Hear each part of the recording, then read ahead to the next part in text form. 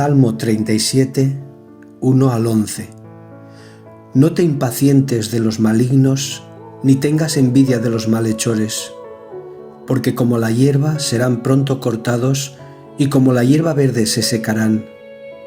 Confía en el Señor y haz el bien, habitarás en la tierra y te apacentarás de la verdad.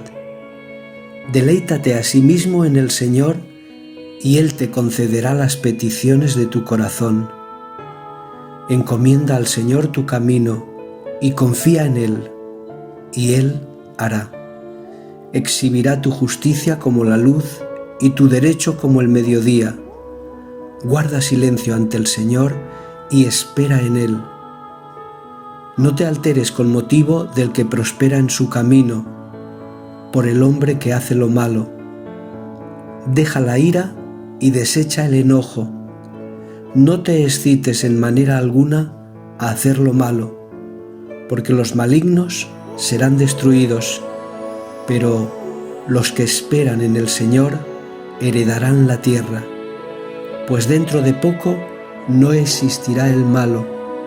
Observará su lugar y ya no estará allí, pero los mansos heredarán la tierra y se recrearán con abundancia de paz.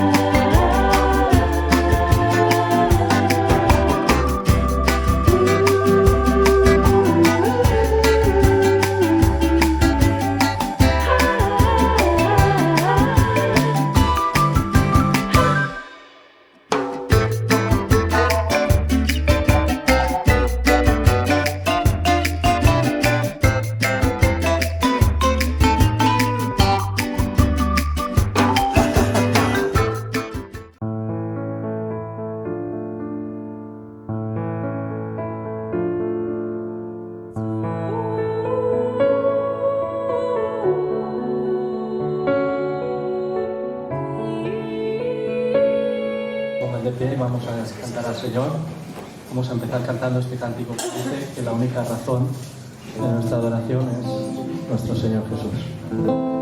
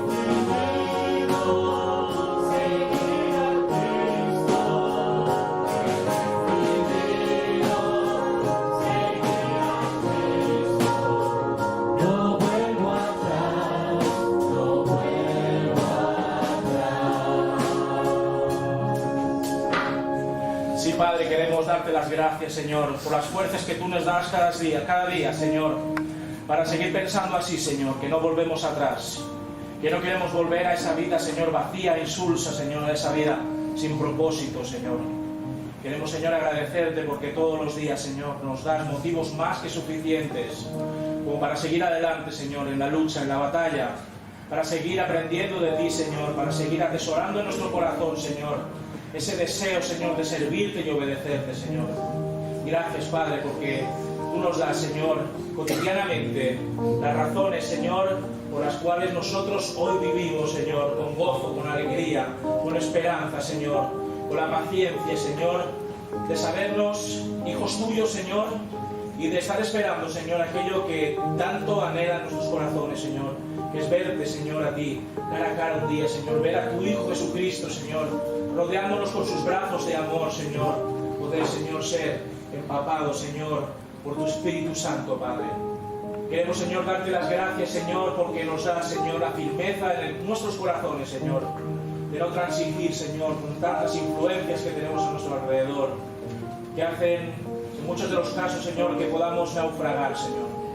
Sin embargo, tú nos muestras, Señor, con tu timón y con tu ancla, Señor, que podemos navegar tranquilos, Señor, en ese lago, Señor, en ese mar, Señor, de tu salvación, Padre. Queremos que tu vida eterna, Señor, se haga cada día más patente, Señor, en nuestros corazones, en nuestras vidas, en nuestra manera de hablar, en nuestra manera de tratar a nuestro prójimo, Señor. Y también, Señor, queremos agradecerte, Padre, porque hoy, Señor, comenzamos este ciclo, Señor, de Adviento, Padre, rogando, Señor, por este mundo que te necesita, Padre, rogándote, Señor, que tu Hijo Jesucristo, Señor, al cual celebramos, Señor, de manera especial en estas fechas en su nacimiento, Señor, que toque sus vidas, Señor, que arregle, Señor, esos corazones rotos, Señor, que tú les des, Señor, ese consuelo que necesitan, que tú, Señor, quites el pecado de sus corazones, de sus intenciones, Señor, para entregarse por completo a ti, Señor, y ser nuevas criaturas, Señor. Queremos, Señor, agradecerte por la oportunidad que tú nos das, Señor, en este domingo, Señor, de reunirnos delante de tu palabra, Señor, para conocerla, Señor, para ponerla, Señor, por obra en nuestras vidas. Y también, Señor, gracias te queremos dar, Padre, porque en el nacimiento de tu Hijo Jesucristo, Señor, podemos encontrar, Señor, la manera tan hermosa de demostrarnos el amor, Padre, que tú sientes por cada uno de nosotros, Padre. Queremos también rogarte en esta mañana, Señor, por las personas que están pasando por momentos difíciles, Señor, en sus vidas. Queremos, Señor, poner en tus manos a Eunice. Queremos, Señor, que tú también te apiades de Francisca, Señor, y a aquellas personas, Señor, que ahora están pasando por tribulación, Señor. Dales confianza en ti, Señor. Dales fuerzas para seguir resistiendo, Señor, hasta el final. No queremos volver atrás, Señor, porque en ti hemos encontrado lo que tanto necesitábamos, lo que tanto hemos estado buscando, Señor, que es la paz, la reconciliación, el amor, la salvación y el perdón de nuestros pecados, Padre. Gracias, Señor, por todo, en el nombre del Señor Jesucristo. Amén.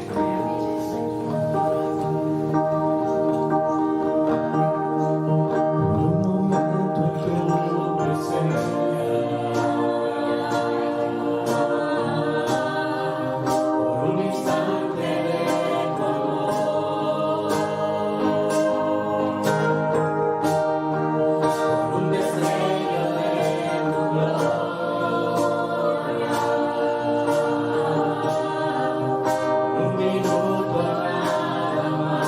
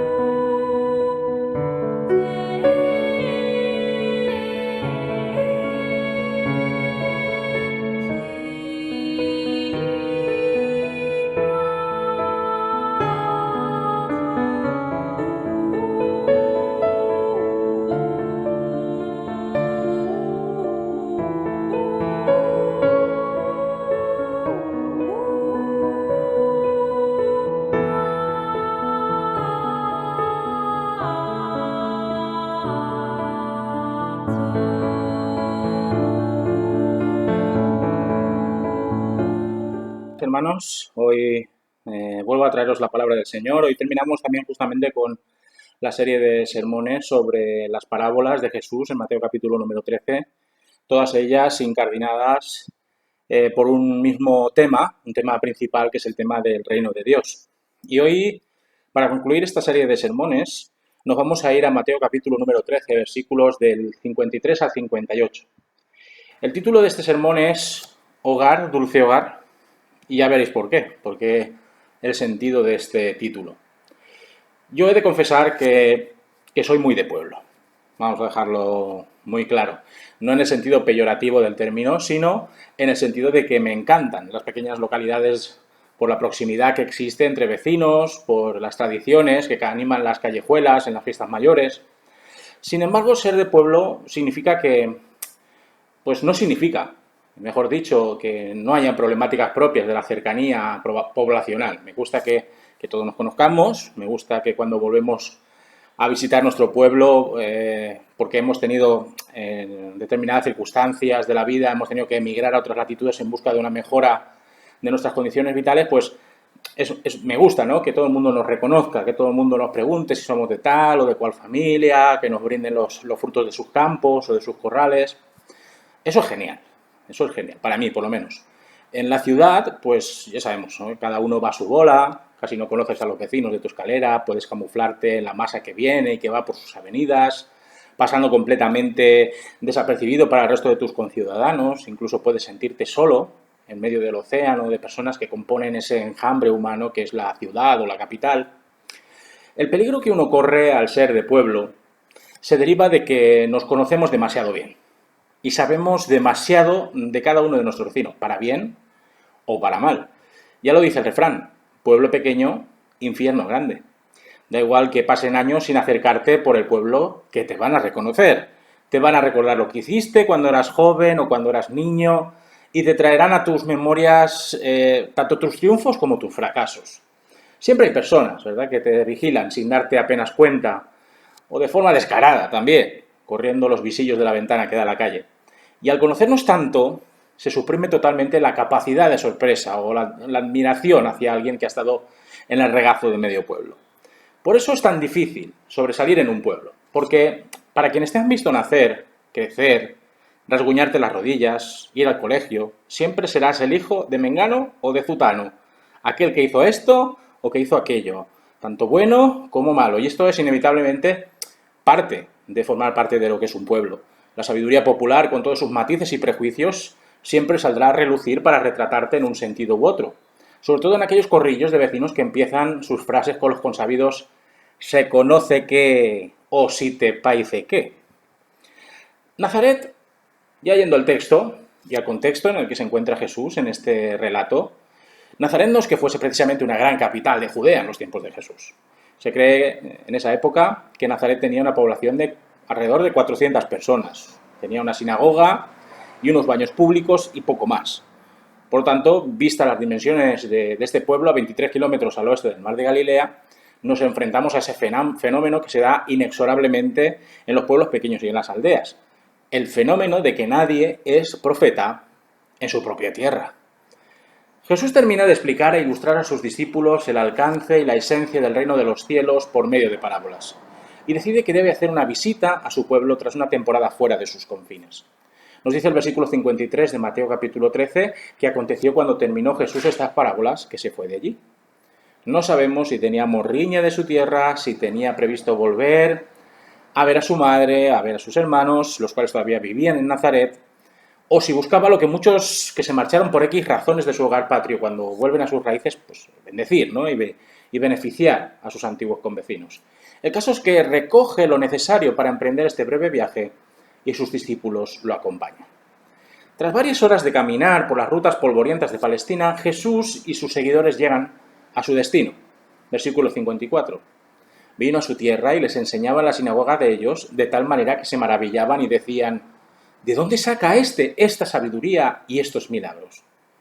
Como buen judío que era Jesús, después de haber visitado a su familia, encontró el momento en el siguiente sábado para asistir junto a sus discípulos a la sinagoga.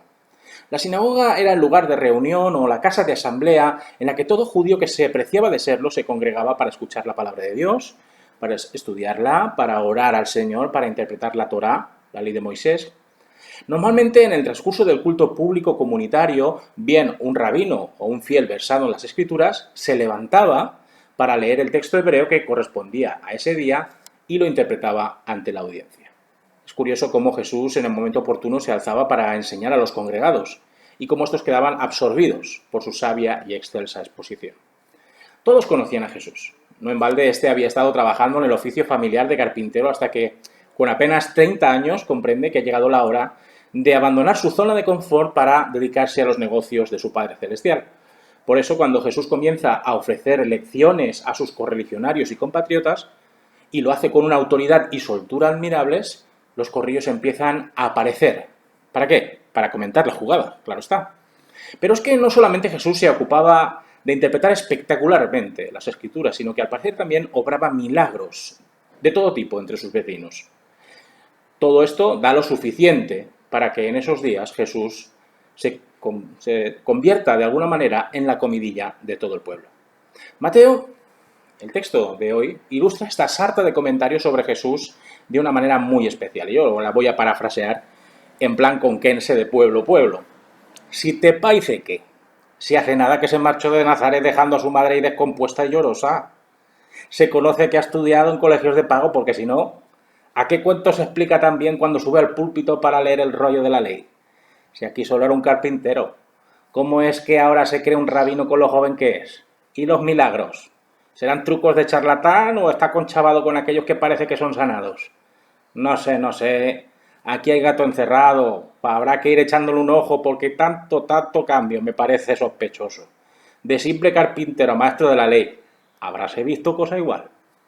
Parecen decir aquellos que se reúnen para sacar conclusiones de este nuevo Jesús que ha regresado a Nazaret. ¿No suena, por un momento, a lo que suele suceder en determinados pueblos cuando alguien retorna a estos con un renovado estilo de vida? Se antoja difícil, no participar de esta clase de comentarios y opiniones. Pero es que, con el paso de las jornadas, los cuchicheos en cada esquina se siguen sucediendo, en un intento de explicar, de alguna manera también, la transformación de Jesús, su carácter espiritual tan alto. Versículos 55 al 56 de Mateo capítulo 13 nos dice: ¿no es este el hijo del carpintero? ¿No se llama su madre María y sus hermanos Jacobo, José, Simón y Judas? ¿No están todas sus hermanas con nosotros? ¿De dónde pues saca todas estas cosas? Lo podemos ver claramente. No cabía en la cabeza de muchas personas de Nazaret el hecho de que una persona de extracción humilde, del que pendía la continua sospecha sobre su filiación paterna, hubiese cambiado tanto. Lo conocían desde que gateaba y jugaba con sus hijos, desde que asistía a la escuela del rabino local, desde que empezó a ayudar a su padre en las labores de carpintería. Era buen mozo, simpático, amable, humilde, era inteligente y aprendía rápido tanto de la religión judía como de la profesión de su padre José. Pero, ¿a qué se debía este nuevo papel que se estaba desarrollando tras unos meses de ausencia? Dirían algunos del pueblo de Nazaret: de un carpintero que se puede esperar. Todos sabemos quién es y no es una novedad decir que su nacimiento fue un poco, digamos, extraño. No seré yo quien lo diga, pero ya sabéis que hay rumores sobre sus opacos orígenes. Es interesante resaltar la realidad familiar de Jesús. A pesar de los inconsistentes intentos por parte de la Iglesia Católica de querer interpretar este versículo, que lo que Jesús tenía no eran hermanos y hermanas, sino primos y primas, a fin de respaldar y justificar el dogma de la Inmaculada Concepción de María, lo cierto es que todo el mundo era consciente de que Jesús se había criado con una madre, María, tal vez ya viuda en estos instantes, puesto que José no es nombrado en este texto bíblico, que se había criado con unos hermanos, con nombres muy comunes, y con unas hermanas que tal vez, por lo que dejan entrever estos comentarios vecinales, estaban desposadas con varones nazarenos. También es de reseñar que Mateo nos ofrezca los nombres de los hermanos de Jesús, puesto que algunos de ellos tendrán su importancia y relevancia en el futuro de la Iglesia de Cristo. Jacobo y Judas serán, de una manera particular, pilares fundamentales para entender los primeros pasos de la comunidad de fe cristiana primitiva. El caso es que los hermanos y hermanas de Jesús todavía estaban allí, en Nazaret, formando parte de la breve sociedad nazarena, siendo parte del vecindario, fieles a sus raíces, no como Jesús. Pueden ser pensamientos que pasan por la mente de los habitantes de Nazaret en relación a este impactante Jesús los siguientes. ¿Quién se creerá que es este advenedizo de Jesús? ¿Qué pretende demostrar con sus palabras y acciones? ¿Piensa que es mejor que nosotros? A veces pasa lo siguiente en los pueblos. No sé si os habrá pasado a vosotros. Uno de los suyos triunfa en la vida, sea en el campo que sea, y sin embargo, en lugar de reconocerlo como parte de su identidad y parte de su esencia, se le menosprecia y se le coloca en el filo de la sospecha. En vez de alegrarse por lo conseguido, en vez de alegrarse por sus logros, por lo que puede aportar incluso a su pueblo natal, se le relega a un segundo o tercer plano, bien por un sentimiento de inferioridad colectivo, o por una envidia particular al ver que los que se quedan en el pueblo no han progresado y no han conseguido grandes empresas. A Jesús yo creo que le sucede más o menos lo mismo. El pueblo tiene la inmejorable oportunidad de ver en Jesús no solamente a un gran maestro, o un gran entendido, una persona sabia sobre las cosas de Dios, sino al mismísimo Hijo de Dios. Y no obstante, ¿qué es lo que hacen? Se escandalizan de él. Versículo 57. Y se escandalizaban de él. Pero Jesús les dijo, no hay profeta sin honra, sino en su propia tierra y en su casa.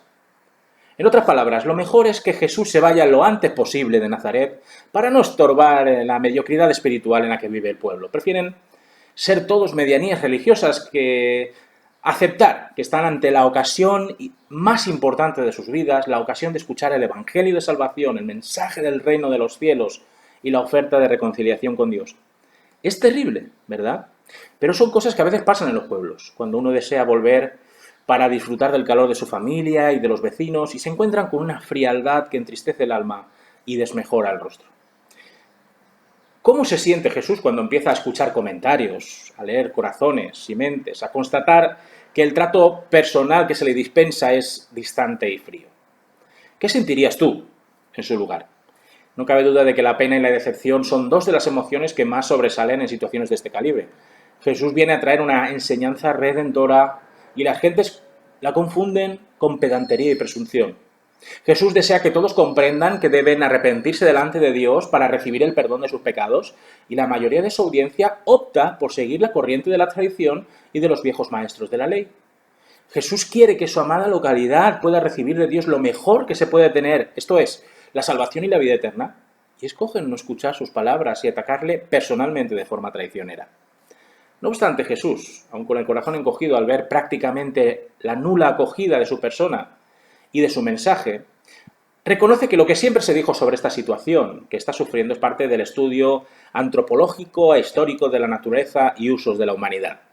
Empleando el proverbio que nosotros hemos remozado de que nadie es profeta en su propia tierra, Jesús entiende que su tiempo entre sus amigos de la infancia, su familia carnal y política, sus compañeros de sinagoga, sus maestros, ha terminado. Es triste, la verdad es que es muy triste, pero es una realidad con la que lamentablemente debe vivir. Debe comenzar a liar el petate, volver por donde vino para seguir desarrollando su ministerio redentor en otros lugares donde también le necesiten y donde también podrá continuar predicando su mensaje del reino de los cielos. Fijémonos hasta qué punto la indiferencia ensayada por sus convecinos llega a condicionar el hecho de que Jesús pudiese bendecir a los suyos. Versículo 58. Nos dice que y no hizo allí muchos milagros debido a la incredulidad de ellos. ¿El problema de que las gentes nazarenas no hiciesen aprecio por el Evangelio de Salvación fue el mensaje en sí? ¿O fue a causa de aquel que lo portaba? ¿Qué creéis? En ocasiones es mucho más fácil que una persona que viene de fuera, del que apenas sabemos nada, o el pueblo no conoce nada acerca de esa persona, sea el foco de atención de todo el mundo y que su discurso tenga una aceptación mayor que si el que trae el discurso es uno que fuera en algún momento parte de la localidad. La amplia mayoría de nazarenos no respondió positiva o afirmativamente al reino de los cielos, simplemente porque Jesús era el que los ponía. Ni más ni menos. Todos reconocían una autoridad, todos reconocían una sabiduría superior en sus palabras, pero ¿cómo era Jesús? El hijo ilegítimo de José el carpintero, pues uno que se fue y que ahora viene con ínfulas, nada de lo que dijese era digno de ser tenido en cuenta. Eso sí, lamentablemente. Lo único positivo de la visita de Jesús fue que hizo milagros, aunque no fuesen muchos. La incredulidad de muchos soterró las pocas decisiones de seguir a Jesús o las ínfimas expresiones de fe en estas buenas noticias que él traía a su tierra. Jesús ya estaba curado de espantos. Y si no, recordemos todo el trabajo, ese ingente y titánico trabajo que llevó a cabo en 3 de las ciudades más importantes de Galilea: Capernaum, Corazín y Betsaida. Y el poco fruto que sacó de ellas. Desafortunadamente son cosas que siguen pasando en nuestro medio local.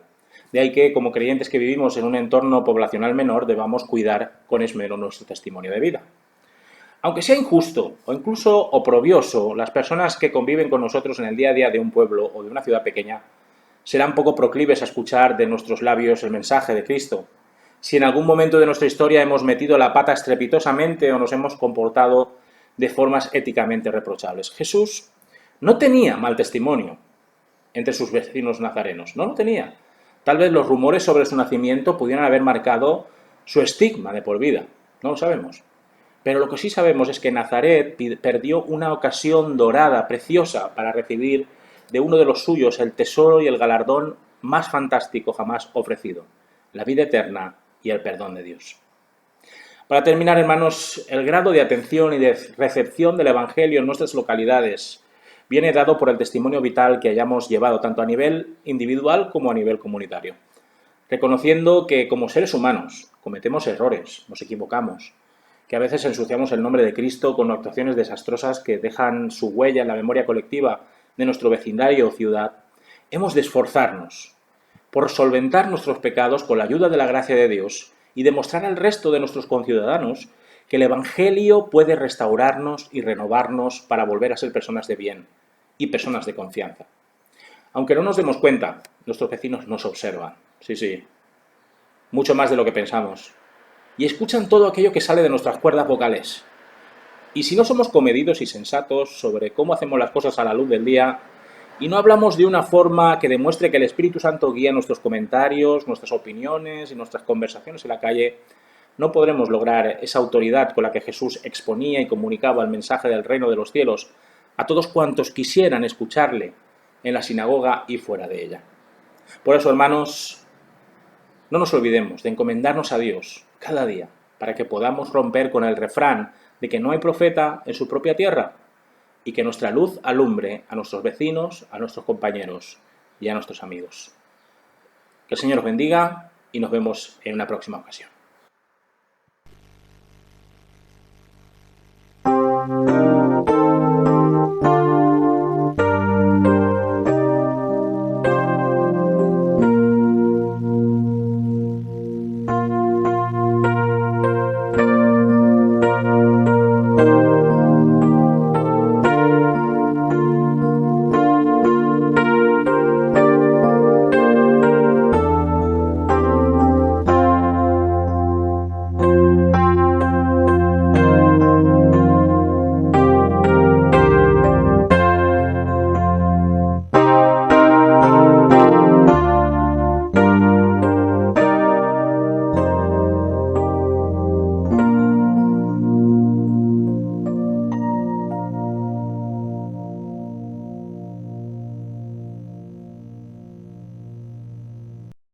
Que la gracia del Señor Jesucristo y el amor de Dios y la comunión del Espíritu Santo sea con todos vosotros hoy y siempre. Amén.